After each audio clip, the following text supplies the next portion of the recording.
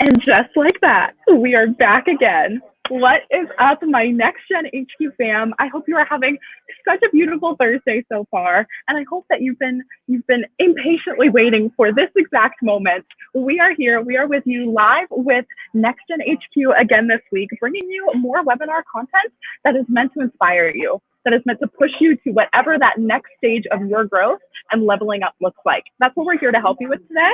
That's also what our guest is here to help you with today. And we couldn't be more grateful, more excited to welcome back someone who is very special and very close to our hearts. But we will get into this lovely individual and their bio in a little bit. But right now, it's just us. It's just us chilling. I hope you're having a great day. Get into the comments. Please do. Let us know how you're doing. Let us know what you're up to and tell us what momentum you are currently finding in your journey.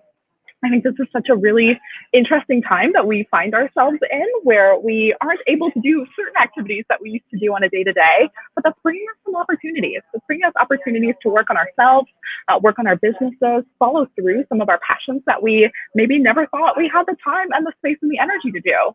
We do now. And what you guys have right here is a community and a whole entire company, a whole entire team who is cheering you on every step of the way. Truly, guys, when I tell you that every day, the whole entire Next Gen HQ team shares their daily rocks, and every single one of them is, how do we make these relationships number one? How do we engage our community more and share with them more momentum and more energy to get them to where they want to go? It's truly all we talk about. All we talk about is you guys. And so that just makes these moments even more special when we get to bring the conversation live to you with some fun webinar content. Just in case you're wondering about other ways that we want to be able to help impact your journeys, head over to our website, nextgenhq.com/getmomentum. Is going to be the perfect hub for all of the links, all of the outclicks, everything that we're doing that can directly support and impact you. It's all on that page. And as far as our webinars, which we've been doing for about 6-7 weeks now, I'm losing track of time, I'm so sorry. nextgenhq.com/live is going to house all of the wonderful webinar recap videos right at your fingertips. But today, you know what we're here to do. We are here to talk with the most incredible himself, Jeff Hoffman. Jeff is a huge lover and supporter of young entrepreneurs, and we fully love and support everything that he's doing. So we couldn't be more excited to have him on. Just to give you a little bit of a background information on who this individual is. Jeff is a successful entrepreneur, a proven CEO, and a worldwide motivational speaker, best-selling author, Hollywood film producer, has really run the gamut of entrepreneurship and having so many different experiences. In his career, he's been the founder of multiple startups. He understands what point you're at in your journeys. He has been the CEO of both public and private companies and has served as a senior executive in many different capacities. So you got questions about entrepreneurship, you got questions about leadership, you want to hear about his current work as the chairman of the board at the Global Entrepreneurship Network. That's what we're here to talk about. And I'm so excited to pass it over to two faces that you know pretty well already, that you saw in our webinar last week, to kick this conversation off. Justin, Dylan, Paige and Yin. What's up? What's up, Next Gen fam? Thanks, Rachel.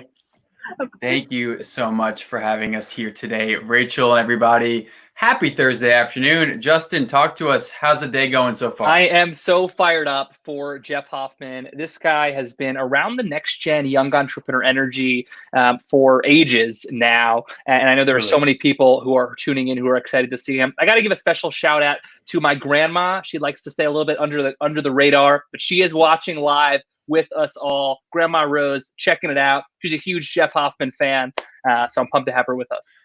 Who isn't? On that note, I'm going to give a shout out to one of my close cousins, Joel Sansone, tuning in from Southern Florida. He's a big Miami Marlins baseball fan, so obviously he's got a little bias there. But Justin, I got to bring you back to Next Gen Summit 2017, 2018, 2018, and Jeff Hoffman leaving the stage. We legitimately could not keep the crowd away from him. Yeah. He was the most popular man. He was the mayor. He was the president, and they were hounding him. And he got out of the building, and on the street corner, he was being hounded. I love that. That's one of my favorite Next Gen Summit memories of all time. There were 30 people on the street corner 2 hours after the event. It was great. Shout out Bryce Fender. Thanks for getting hot in the comments. Incredible next-gener entrepreneur, social entrepreneur, very much so like Jeff. He uses entrepreneurship as a vehicle for change. So I'm pumped for this conversation. It's going to be absolutely incredible. Dylan, should we let him on? Should we do this? Without further ado, Paige, Houston, please bring in Jeff Hoffman. Jeff, welcome to the show. Was actually just down in Miami. One of the small business effort that a friend of mine, you probably guys know him as Mr. 305, Mr. Worldwide, but Pitbull and I are doing an effort right now to save small businesses, Latino businesses. So we were filming in Miami yesterday, actually. So wow, just down there in South Florida. Hello to your cousin and hello to Grandma Rose. Thank you very much, Jeff Hoffman. That's going to make her year. You have no idea. Where I want to get started, Jeff, is really around the work that you're doing with Pitbull. I got to say, there are a couple of people that I know that are absolutely everywhere. I see Kevin Hart. This guy's in every movie. I everywhere. See Pitbull also is getting involved in so many causes. And then in my mind, it's Jeff Hoffman, who is finding a way to contribute to so many different projects. What's your filter? What's your lens, Jeff, for choosing which projects or ventures you're going to get involved with? Yeah, so that's a really, really good question. And oddly enough, there actually is a criteria. Actually, there's two. One of them I'll go to is here's the thing. We want to invest time where we fundamentally believe that we can teach people the art of self-determination, right? Even though the field is called entrepreneurship, you guys know, and you've heard me say this before, that I don't even like that word anymore. Entrepreneurship reeks of tech. Everybody always thinks it's a tech thing or it's about business or money. And you know that I want to rename it self-determination, right? We don't care what you call yourself. What we care is that you want to design your own future. You want to make, I always tell people, everyone talks about exit strategies because that's a big thing in entrepreneurship. You know what? The only exit that really matters is leaving the world a better place than you found it. So our focus is not that you want to be an entrepreneur, but that you want to leave a legacy, that you want to go out and make a dent in history while you are on this planet. So the filter, the criteria for the organizations and people we work with is we're trying to find people that we fundamentally believe that we are investing time in because they've got goals. They will go out and use their skill set to make a dent in history. And the skill set of self-determination is something they have signed up for. What I always tell people is, instead of complaining about the life you have, why don't you just go design the one that you want? Stop complaining and start building. Go create the reality you wish you lived in. And so that's why I have so limited patience. When I hear people complaining, I was like, all right, why don't you just go build the place? Do you hate your job? Then go create the company that you wished you worked in. You can absolutely do that. The second part of the criteria, Justin, is that is the ripple effect. Sometimes people say to me, you spend so much time working with other people, mentoring people. How do they, some people have said to me, how can I pay you back? It's only about the ripple effect. You don't pay me back. What you do is you say, because somebody believed in me enough to reach out a hand and help me. I always tell people, everybody, if you like anything about your life and think you've been blessed in any way, shape, or form, then you have an obligation to reach behind you, take the hand of somebody who doesn't feel that way yet, and pull them forward, right? So the ripple effect is the time and that's why I love doing your events.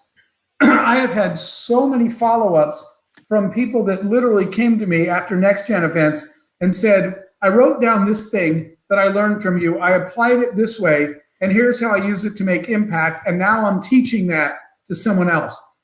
If we can do that, if we can teach people how to create impact and then have them share what they did with someone else, and that ripple effect keeps going, that's worth, when people say to me, why don't you just retire? I was like, because every day when I go to sleep, all I can think of is there's somebody out there right now not having a good life, and I might be able to help them get from bad life to epic life. So how am I going to sleep through that? That's what we're all here for. That's what you guys do. You guys create people that believe they can design their future. That's what a next gener is, right? You're the ones that actually believe that I don't have to inherit a future. I'll just design one. And since so many people in your community want an epic life and understand that they're going to have to pick up a shovel and start working to do it, I love spending my time with you guys because you're the people willing to do the work. You got the dream, you got the tools. Now you just got to put in the blood, sweat, and tears. That's what your community does. I have no idea if I even remotely answered the question you asked during that ramble. Jeff, I mean, our comments are blowing up right now with entrepreneurs really resonating with this, because I think you hit the nail on the head. This young generation of entrepreneurs and builders, they are prepared to do what it takes to get to that life that they want to design. And that is why they so cherish the opportunity to learn from someone like you, who has such varied experiences. Dylan, we talk about this all the time. You know, we don't have the gray hair just yet. So reaching out to the folks who, you know, have been there, done that, is a critical step in our process. Okay, by the way, the 100%. beard is new, and you did not have to point that out. Yes, the beard is gray. Yes, I'm old. I can live with that at this point. It looks great. You know, but you're absolutely right that it all starts with a mindset. It starts with an attitude, right? A lot of times what people do is they look at somebody later in their life when they're successful, and they think, she must be smarter than me. He must have had money. They think you might have had advantages. And what you discover, as I got lucky enough that some of my heroes actually became friends, my business heroes in the world, what I discovered is they didn't start with anything, right? People see me now. I started with a single mom, and we didn't have any money. My mom would work 3 jobs if she had to at any time. But a lot of the most successful people were no different than you when they started. Quit looking at them now, right? What you want to look at is the path from how they got there. Don't ask them how they do what they do now. Ask them where they started. And so many times the difference between the people that you sometimes look up to and you is not that they were smarter than you or that they had anything you didn't. It's they literally just one day got off the couch, picked up a shovel and said, I don't know what's going to happen next, but I'm not going to wait to find out anymore, right? Just jump. That old saying that being an entrepreneur is like jumping off a cliff and trying to build an airplane on the way down. I spent my life throwing myself off cliffs and saying, you know, holy shit, I don't know what's going to happen now. Right. If that scares you, then go get a corporate job. There's nothing wrong with that. You're not an entrepreneur. But if the fact that you don't know what the rest of your life already is going to look like every day thrills you, I love the fact that when I wake up, some days I have no idea what's coming next. That energizes me. Then you are an entrepreneur. And you should be willing to take chances, to take risks, to do things everyone else thinks are probably not going to work, but they're the most likely chance to get you where you were trying to go in your life. So many people accept the fact that you have dreams and you have a job. And this job is a thing you do because you're a responsible adult. By the way, I've done some commencement speeches, and I started by saying, graduates, I know you're excited, and I'll make this quick, but I need to talk to your parents for a moment. And I said, parents, and I did one where there was like 10,000 people. It's a college graduation. And I said, parents, do me a favor. Stop saying that crap that you're telling your kids. Stop telling people that at 22, pick a major, which implies pick a career. You should know what you're going to be. You haven't even entered the world yet. Only thing you should ever know, I still don't know what I'm going to be when I grow up. The only thing you should ever know is what you're passionate about and what you want to learn, right? And so constantly reinventing yourself is what you should be doing. I have had many different careers in many different fields because the one thing I love is not knowing what the rest of my life is going to look like. And so by definition, that's risk. And that scares some people off from being entrepreneurs, but your community are the people that say, I'm willing to take the risk to try to go pursue a dream. And again, instead of accepting that a job is a thing responsible people to do to pay the bills and a dream is an irresponsible, maybe someday thing, the beauty of entrepreneurship is you get to try to design. We're the ones that get to say, here's my dream and here's my responsibilities. How do I put them together? And you guys know my example. My dream was to get out of my little town I grew up in where I was broke and no one ever left. All the people I grew up with still live there. No one's ever left. I am not judging them. This is not right or wrong. This is DNA. And that was not my DNA. I needed, fundamentally inside me, I needed to see the world. But I was broke and I had no way to do that. I got an engineering job. I sat in the cubicle all day and I only saw the elevator, the restroom, and the lunchroom. I need to see the world. And I told my friends, like, dude, no one's going to pay you to travel the world. There's no job where you get paid to see the world. And they said, so work hard, save up enough money, and someday you'll travel. That's the conventional wisdom, right? What I want you guys to do is never accept that even from your parents or people around you. That is not the way you do it. The way you do it is you say, what do I dream of doing? How do I get paid to do that? You design the job. You design the future. I don't want you to wait till someday to live an epic life. I want you to literally start building it now. And you know, my example was, I started a company in the travel biz because I was broke and I wanted to travel, but I had bills to pay. And so my job literally became to fly my product. For those who I've never met on here, was I invented the kiosks that are in airports. When you go check in at an airport on a kiosk, that was my first invention. But it did two things. My job was every week to fly to a different country to sell the kiosk. And my friends were like, are you going to be here Saturday? College football. I was like, actually, I'm going to be in Munich, Germany with Lufthansa. And they're like, you're broke. How are you going to Lufthansa? I said, yeah, this is a crazy thing. They pay me to do this now. Every week I get flown to another country. And when I leave, they give me a big check because they all want kiosks in their airport. I found a way to create my epic life now, not someday.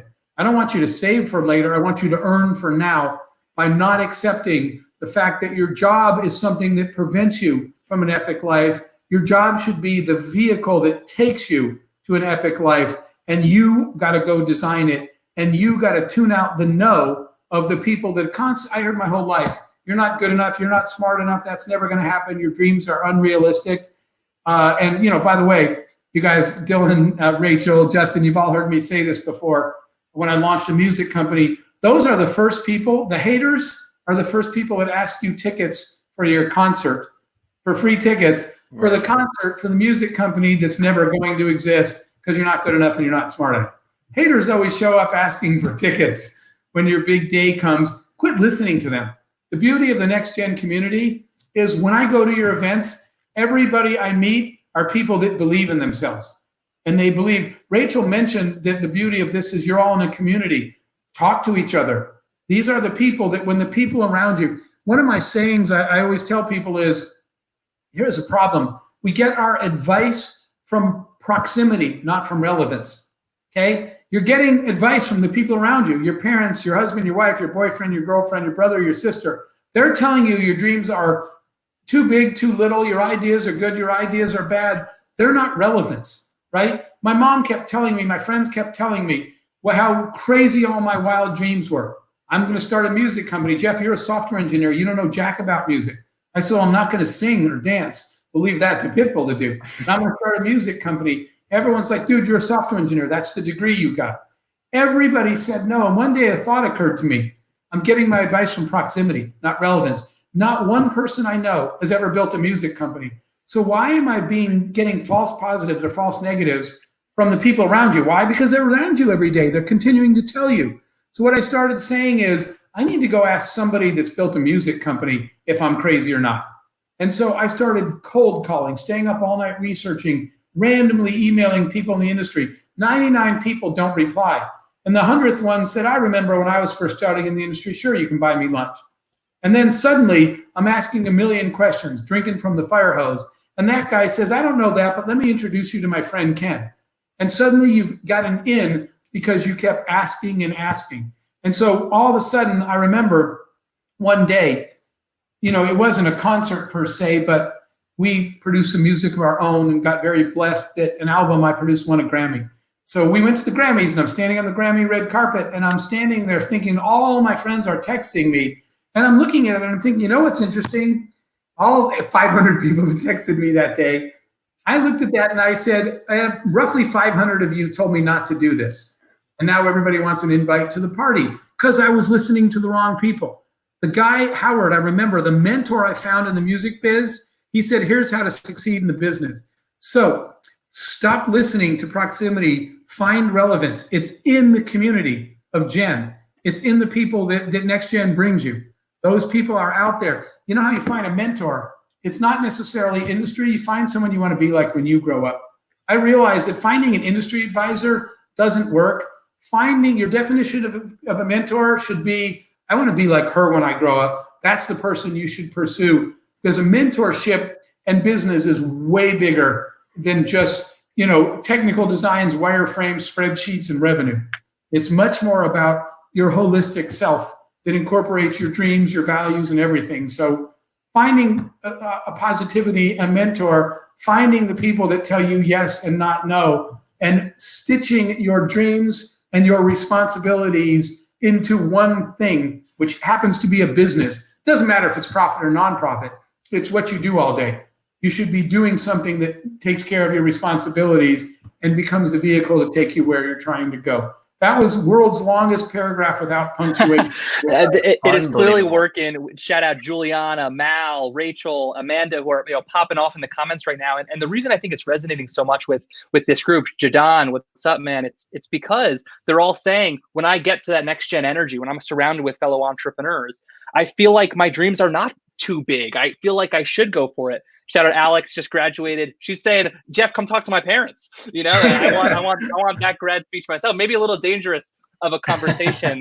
I've done that one many times, talked to many parents and said, here's what I tell them, by the way. I said, I know your kids love you.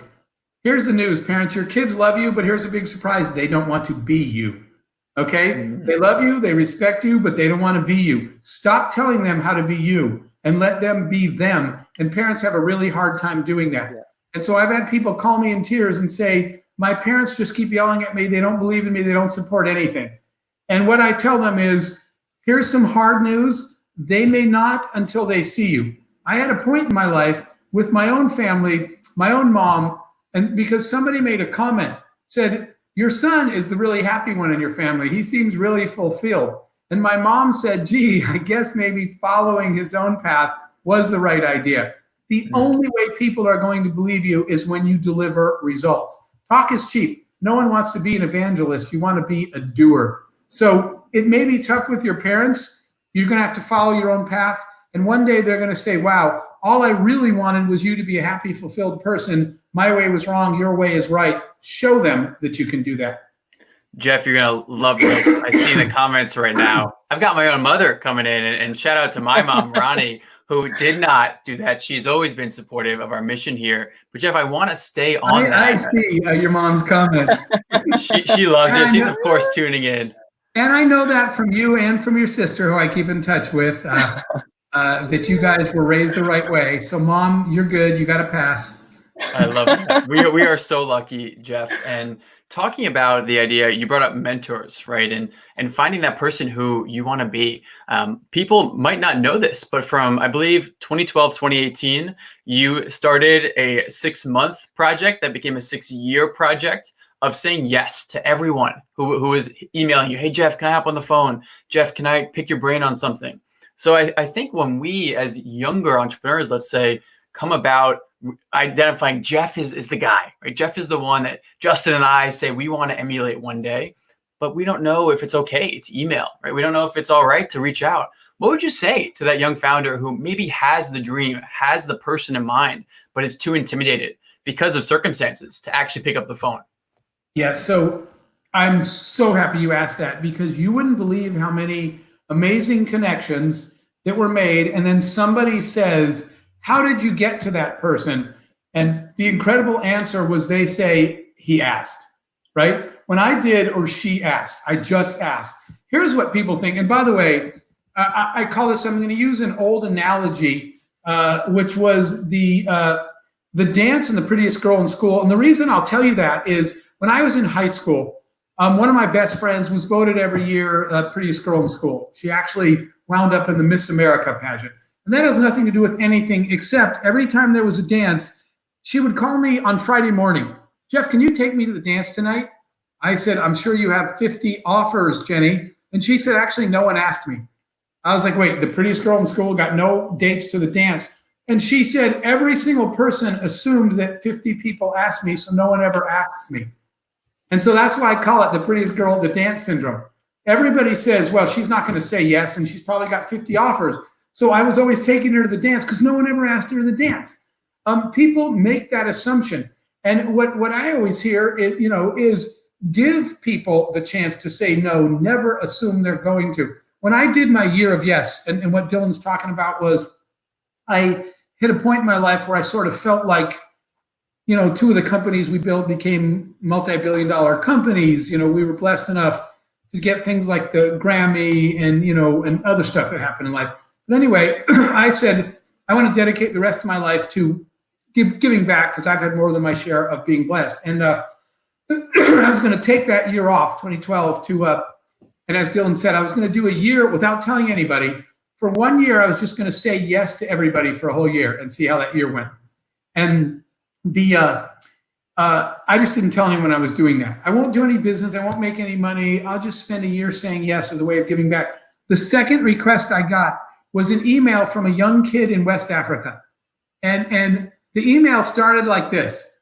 It said, "Dear Mr. Hoffman, I know you won't read this email, and I know if you do, you won't reply, but I'm writing it anyway." And I was like, "Oh, dude, it's on now." Okay. Because that's how it started. And he said, "But I'm writing it anyway because you miss 100% of the shots you don't take." My second trip in my year of yes was I flew to Senegal. And one of my favorite moments of my whole life was seeing his face when I showed up in the village. By the way, their homes were made out of packed mud. They have no electricity and no water. And I walk in the village, and this dude, he's 19. He keeps going like this and looking, going like this. And then he turns to his friend and he goes, "All right, wake me up."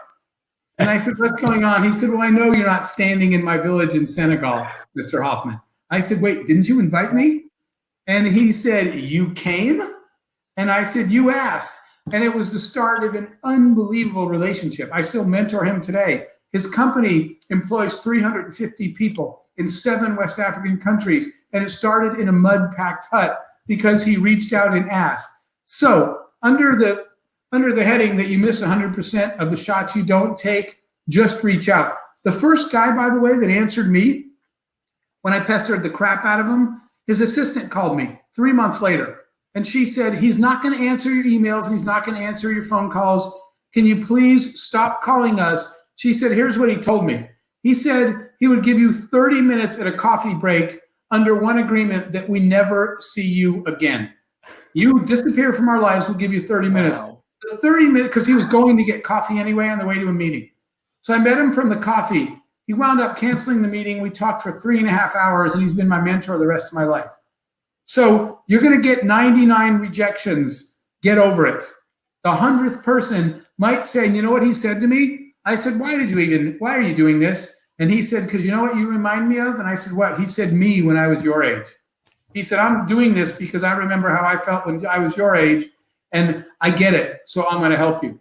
So reach out, boldly ask, get over the rejection, because most people will not reply to you, and just keep pushing forward. Then when somebody does, remember later in your life what that felt like. That's why I try to make myself available when people in the next gen community email me. It takes me a while, but I get back. I reply to all my emails after I do your events because I know what it feels like when you're trying to get some advice and people don't reply. Yeah, Jeff, I mean, shout out John, Rich in the comments who are saying like their heads are spinning right now. And I think so many times you leave hearing Jeff Hoffman at a next gen event and you're like, I need to go start 40 businesses, 50 nonprofits, and do everything. And run a marathon. And run a marathon in the mix. while doing it all. You get this like burst of energy that says, I can do this. I can go after my dreams. But how do we reconcile that with a sense of building the right thing, actually solving problems, building a business that is the right choice? How do you bring those together? I see Sam in the comments that say, I want to go start 4 businesses right now. How do you make sure that in that burst of energy, you're also channeling it in the right way? Dylan and I struggle with this all the time. Focused. Yeah, that famous F word, right? That's a fantastic question. Absolutely. And by the way, part of that, just boldly trying stuff comes from having no fear. You don't fear failure, fear apathy. I'm not afraid of failing. I'm afraid of looking back one day and having a list of the shit I never tried. That's way scarier. I can live with failure. I can't live with wondering what if, what could have been. What if I never tried to launch that music company, right? You know, you guys know that one day I said, I want to make a movie. And I started a little production company. And that first movie we ever made is still on Netflix, Hulu, and Vudu right now. If I'd never tried, I would have, every time I watched a movie, said, I wonder if I could have made one. If I tried and failed, I can shake it off and move on. So the first thing is quit fearing failure and fear not trying instead. But your question is, how do you know what to do? And the answer, I think it's a great question, because here's what most people do. What most people do is they start their business where you live. You're in your conference room. You're in your home. You start at your desk and you come up with an idea, and then maybe you create an MVP and you push it out in the world and to see if they like it. The most successful people start from the world out and come back in. And let me explain to that. What I want you to do is stop sitting at home and thinking of good startup ideas. What I want you to do is get the hell out of the house, go out in the world, and the freaking problems will go right down your throat. And let me give you that example. I already told you the kiosk. I was standing in the airport, right? Good ideas never happen on the couch in your living room. They happen in the world. People say to me, you've had multiple companies that were successful. You're so lucky. I say, no, I'm so engaged. I'm never on the couch. Whenever I can get out of the house, I'm out in the world. I might go to a conference and I have no idea what I'm doing there.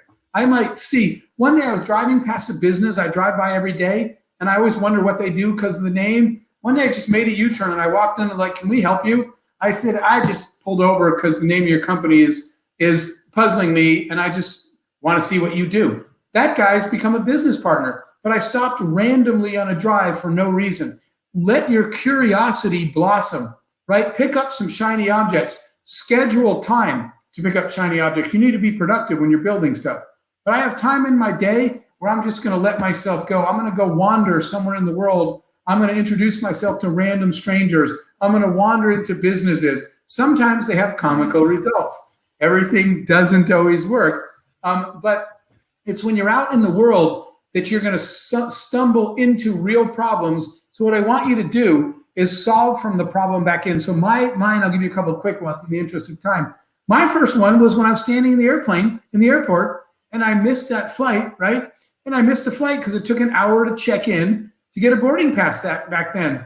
And I was so upset that I missed the flight. I was 20-something years old, broke, unemployed. I missed the flight, my ticket canceled.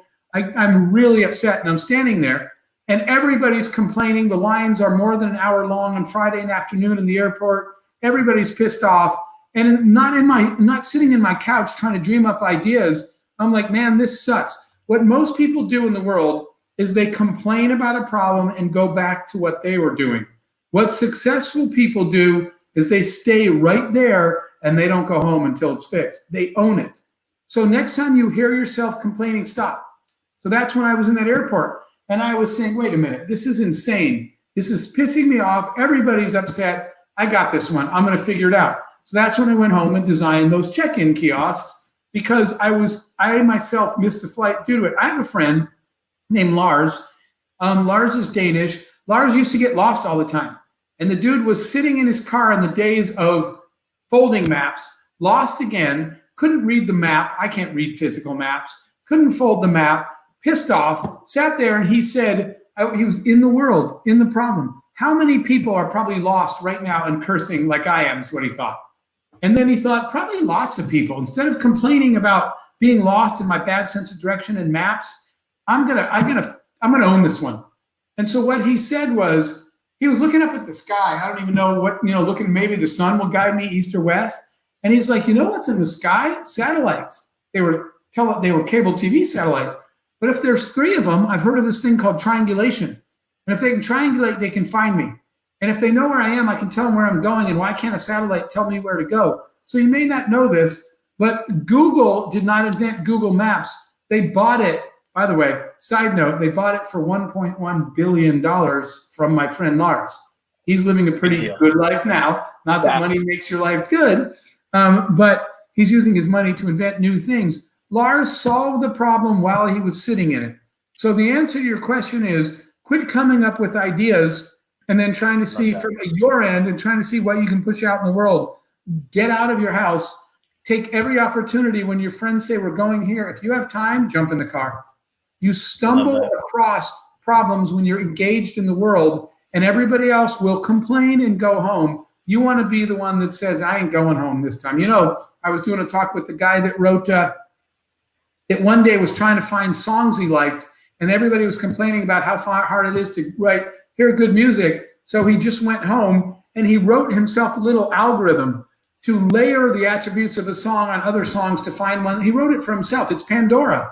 But he didn't write Pandora for us. He wrote Pandora. He was telling me, I was just getting sick of turning the radio dial because that song sucked. And he's like, why can't why isn't there a way to figure that I might like this song? And he's like, I'll just write something that finds songs for me. And now many of us use Pandora. So people that solve the problem when they're in it are the ones that win. Jeff, this is really hitting home. Our audience is absolutely popping off. We've got fired up Katie, right now. Rachel, Don, Bryce, Andrew, everybody who is jumping in here. And for Justin and myself, Jeff, you're talking about two of our core values: taking complete ownership and never stopping learning. And I think that these are ways to live a life, right? I want to tie this into something that really stands out to me from you and how you go about your own journey to never stop learning. You call it info sponging. But even before you dive in there, Jeff, what the heck do bananas have to do with $1 billion company? How the heck does all this come together? So just for the hell of it, I'm going to tell you that story. Sometimes when you finish speaking, everybody comes up to the speaker, right? And I did an event that was like several thousand people. So there was a line of people that wanted to come up and whether they want to take a selfie or just ask you a question or pitch something. Well, one dude was pitching something. And I said, look, there's a long line. Out of respect for people, why don't you just email me your pitch deck? I'll look at it another time. And he wouldn't stop. And he kept going. I said, sir, seriously, there's people all standing here and you're kind of being disrespectful. I'd like to say hello to everybody in line. Would you mind? You've been talking and talking. And he wouldn't stop talking. He just kept talking over me. So I'm looking, remember, in the moment, find a solution. There's a banana on the counter. And I reach over and I pick up the banana. I said, oh, sorry, dude, I got to take this call. And I say, yeah, hello. And I have the banana here. And I turn to the guy and say, this is really urgent. I'm going to do this call. And he looks at me. I am holding a banana. And he says, oh, I'm so sorry. I'll come back later. And he walks off. Well, one of my friends took that picture. And everybody started laughing. I said, that worked? Already, I can tell you one investor I'm not backing, one entrepreneur I'm not backing, the dude that thought I actually took a call on a banana. But that's the story behind that call. I was trying to get somebody to leave me alone, and the fake call on the banana actually worked. So I don't ever take myself or anything else too seriously. That's why I used it as a profile pic. So let me do info sponging. Sometimes people now ask me, do I need to finish college? And the reason why is they're judging it on the wrong criteria. They're like, why do I need to learn this crap? It's not the stuff that you're learning. I have never been asked in my entire life to compute the square root of a number since I had to do it for a grade in math. Okay, so it's not the stuff you're learning. What the point people are missing is you're learning how to learn. The reason when I launched my first startup, I was able to do research because my history teacher taught me how to research things.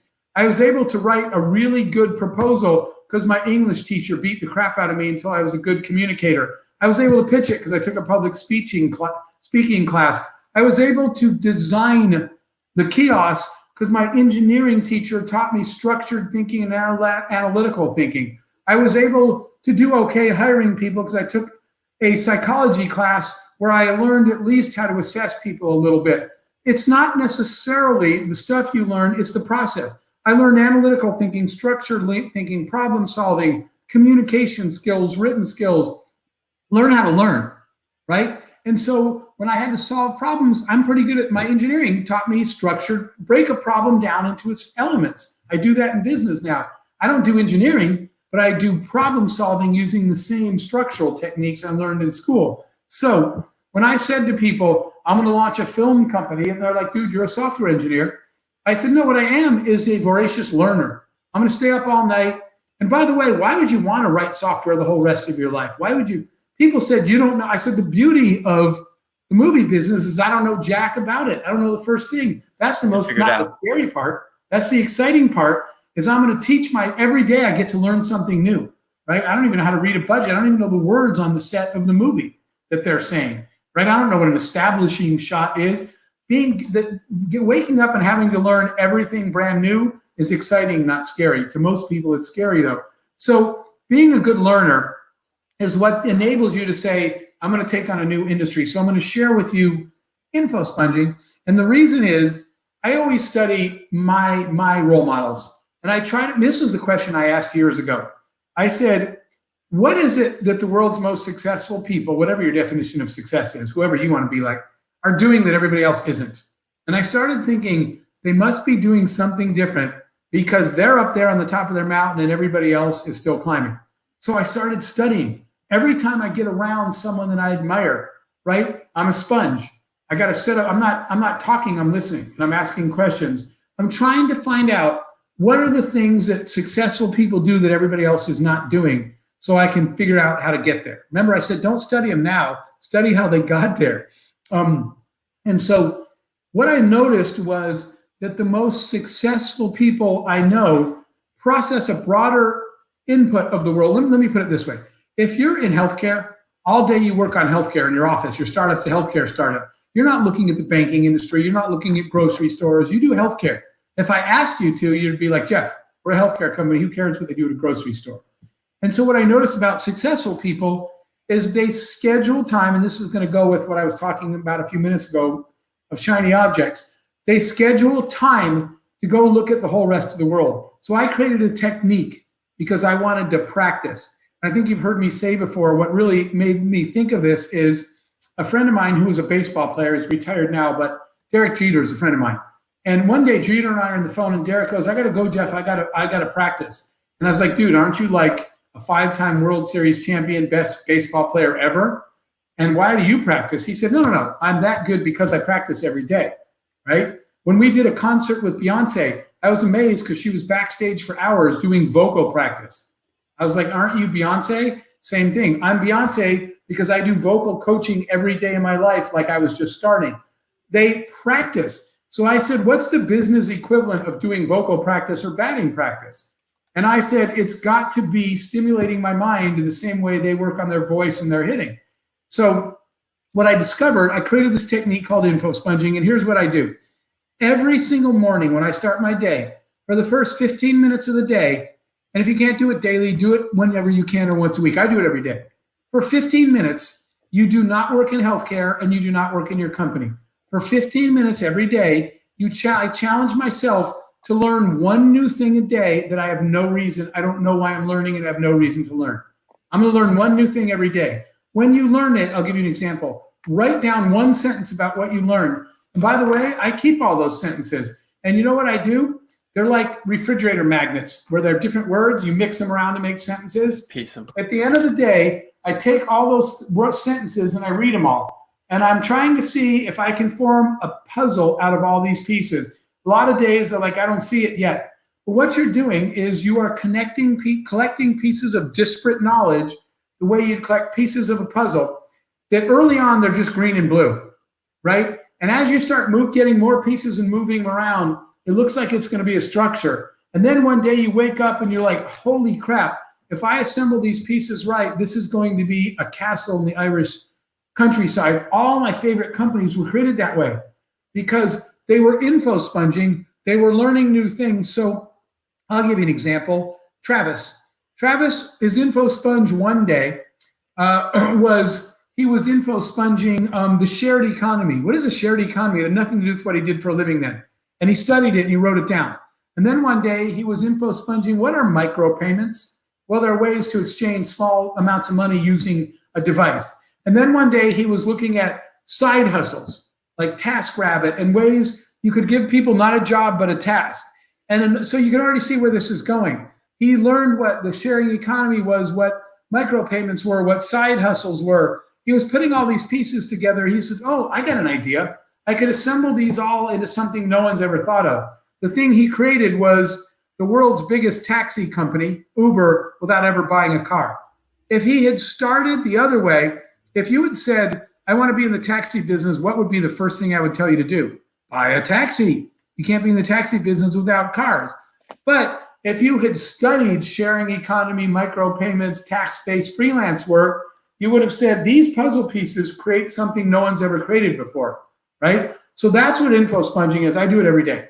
Every day I learn one new thing. I write it down. I stare at it. And you know what happens when you go to sleep? Those things are swirling in your head. Not 1,000 of them, 4 of them. And you're like, trust your intuition, people. There's some reason I can't stop thinking about these 4 things. Priceline itself was created that way, about a concept of a reverse auction, of buyer-driven commerce, of unsold excess inventory sales, of time-sensitive, right, of perishable commodities, all these puzzle pieces, because I remember days before the company was created, sitting back there in Connecticut with Jay, the guy who had the intellectual property, pushing puzzle pieces around on a table. And in the end, we're like, what if you created a reverse auction buyer-driven commerce site? Priceline was a name your own price site. Today, that idea to approach travel different than anybody else ever approached it does business in one, you guys probably know it as booking.com, it's the same company. It does business in 190 countries now, and it's worth like $70 billion. It never would have been created studying the travel industry. So that's what info sponging is. Challenge yourself to learn one new thing every single day, even if you have no idea why you're learning it. I love that. We try tomorrow or what? I was going to say, to be a fly on the wall in that brainstorm and watch how the process works. We just got the playbook though, Justin. So we have no excuse. What are you doing at 3 p.m.? You want to get going? Jeff, we are so energized by you every single time we speak. We always like to ask our guests who join us, what energizes you the most about the next generation particularly? You get to mentor so many entrepreneurs, but what is it about the young entrepreneurs that you're working with, not only in Next Gen, but all across your initiatives that really most excites you and gets you going? So as you guys know, if I had my choice every day, I would spend all my time with young people. It's really interesting. Side note, I got a day once for we were doing an innovation challenge, challenging entrepreneurs to figure out how to make life better for all the people in the world that are stuck in refugee camps. A refugee camp is a one-way ticket to hell. They can't get education. They have no access to any way to improve themselves, so they'll never get out of there. So we challenged entrepreneurs around the world, and they were college students, to come up with ideas to improve life in refugee camps. Well, a guy that heard about this showed up in New York when I was there to sort of give out the awards. The guy happened to be the Dalai Lama. So he came personally. And it was an amazing moment in my life that we had him for the day, because I was like, this is what I said. I was like, we did no PR, no press releases, no press conferences. We didn't tell anybody we were doing this. What are you doing here? And he said, Jeff, that's exactly why I came. So that was kind of a cool learning. He said, clearly you did this entirely for refugees because there were no press releases and no media on it. That's why I showed up. And I didn't know what to say. The guy wasn't prepped to have time with the Dalai Lama. So I said something. I said, what's the biggest piece of advice you can give me? And he said something that I totally believed anyway. It was cool to hear it from that guy. He said, you would think that if you want to change the world, make the world a better place, you need to talk to the people that run the world. He said, but the truth is, you'll never change the people that run the world. He said, Jeff, spend the rest of your life preparing the young, preparing the next generation to do it right. And so I kind of already thought that, but I spend all my time trying to help you guys run the world your way, not my way. I don't care about the way it's run today per se. I don't want to talk about all the things were done wrong. I want you guys to figure out how to do it right. And when it's your turn, he literally said, let's let all these old people that are too old to change and too hard in their ways, let them all die off. And we'll let the Justins and Dylans and Rachels of the world go do it the right way. So I spend my time with you guys because I fundamentally believe your generation, and I believe it because of you, right? I come to your event and talk to hundreds of people, and you guys keep in touch with me. Finally, a generation, not my generation, and I'm blanket summarize, and this doesn't apply to all people, of course, but for the most part, right? I grew up in a generation where people were proud of their title. I'm the senior vice president, and their salary. Your generation cares about experiences and impact, not salary and titles. It's not that you're disrespecting those things, it's that you understand in the end, impact is all that matters, not salary, not title, and experiences are the reason we're put on the earth. So I know that we're in much better hands with your generation than you were with mine. So I try to spend as much time as I can with you guys because you're values based. I often tell people when they tell, like when I was talking to the Patagonia founders, when they raised prices at the same time they raised their values, we won't do business with vendors who don't plant trees. All my friends said they're going to kill themselves. You can't raise prices in tough economic times. I said no, because the Dylans and Rachels and Justins in the world will work harder and pay $5 more to buy a coat from a company that literally replants forests. I said, you guys just don't get it. So I fundamentally believe that your generation cares about values, and that your focus, not that you don't want to make money. I'm trying to help you make money, because the more you make, the more you can scale the good that you do. We're not against profits and capitalism here. We're focused on how you deploy them. And I have a lot of faith in your generation's focus on how to deploy your success to create actual good. Jeff, that is so inspiring. And if we are able and fortunate enough to get there, it's because of people like you reaching down and helping us and pulling us and showing us the way. To quote Dave Meltzer, who came on our show a few weeks ago, he said, my goal in life is to make a lot of money, help a lot of people, and have a lot of fun. And if we can accomplish a semblance of those three, I think that sounds like a job well done to us. It'll be a win. We know you have so much going on. Where can folks who are listening find more about the work that you're leading now with Pitbull, helping and going back and finding those entrepreneurs? Talk to us where they should go. So, and I mentioned, my email is just jeff@jeffhoffman.com. It takes me a while. I will eventually get to all the comments. I gotta prove it. I do answer them, but it takes me a while. Obviously, by the way, the project Pitbull and I are doing is called COVID-19businesscenter.com. But if you want to see the TV things we've been shooting, my Twitter is Speaker Jeff. His Twitter is obviously Pitbull. I do a lot on LinkedIn. I do have a website, jeffhoffman.com, but I don't use it because I'm not selling anything in my life. I know that people are selling coaching and all those things. I don't sell anything. I don't charge for the stuff that I do. So there's not much on there. So I would say on those social media platforms, I'm pretty good on my Twitter more than anything else, and my LinkedIn, posting the activities we're doing. And you guys mentioned fun. Like if you go look at our public service announcement, the TV thing that Pitbull and I shot, it ends with us kind of making fun of each other and laughing, because in the end, you guys are absolutely right. If you're not having a good time doing it, why are you doing it? Life is way too short to spend it doing things that you don't enjoy doing. So I used to have a sign on my door that literally said, "It is okay to have fun here," because people were like, I had a boss once that we were all laughing, and he said, "Why are you guys screwing around at work?" I said, "Why do you think we're screwing around?" He said, "Because you're laughing." I said, "Why does laughing imply something negative?" And he's like, "I don't pay you to laugh." And I was like, "Well, very shortly, you're not going to pay me at all, because I ain't working here anymore." Laughter is positive energy. And you know what I'll say about laughter? I realized this one day with Derek. They were winning the World Series, and I was watching on TV, and Derek Jeter and the other Yankees were crumbling up paper cups, throwing them at each other, stealing each other's hats. And then I saw the other dugout, and I realized something. The winning dugout, they're all laughing and having a good time, right? The losing dugout, they're usually a little bit down. Winning is fun, right? And so that energy all comes back. If you're having fun, you're more energetic. And when you're winning, it's supposed to be fun. That's what it's all about. The winning team is usually laughing on the sideline, not the other team necessarily. So you guys have the formula right. Turn ideas into profitable businesses. Use your success to make somebody else's life better, and make sure you're having fun doing it. I completely agree. I do have to run, but I thank you guys so much for having me as a guest today. Jeff, thank you so much for being here. Thank you, guys. We appreciate you, Jeff. Have a wonderful afternoon. I can't even imagine what our community is going through, because you can't have Jeff on ever, because it's too much. It's too much energy. It is too much of a belief that whatever you're currently dreaming, number one, raise it and dream bigger. And number two, you can do that. Justin, how long do you think the wait list would be to get in front of Jeff right now? He joked about it at the conference, a few dozen, right? I think he said. I think we have 10,000 people who would be lining up right now. Ready to go. Jeff, talk to him, meet him.